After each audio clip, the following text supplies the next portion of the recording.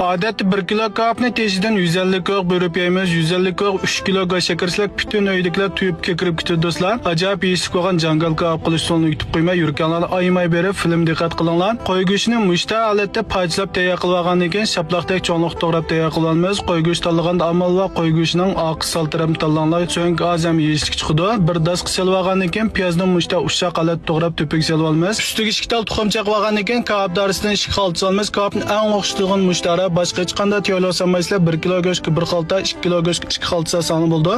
O'zimizning zavodda ishlangan ishonchli pakas 22 ko'q 4 xalta qilib sol tarafdagi seri qarog'i isib qo'ydim. Xotirjam setvasanlar bo'ldi.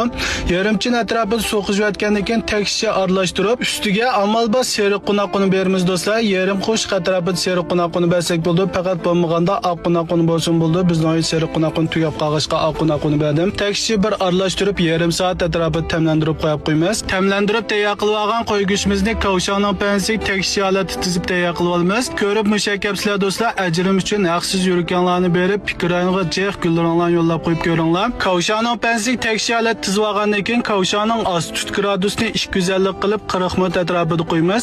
40 minut qo'ygandan keyin bir echib, bir o'rvatgandan keyin, ya'ni 20 minut atrofida qo'ysak, mushta o'xshagan jangal kab tayyor bo'ldi. Qilish usulim oddiy ham bakishlik bir ko'riblar, bugun olasizlar, uyda chuqum sinab biqinglar. Kab tarsini so'rayotgan do'stlar, sol tarafdagi seri qarog'i isib qo'ydim. 22 ko'q 4 xalta kirasini ko'tarib shikaldonlarga yetkazib berdim.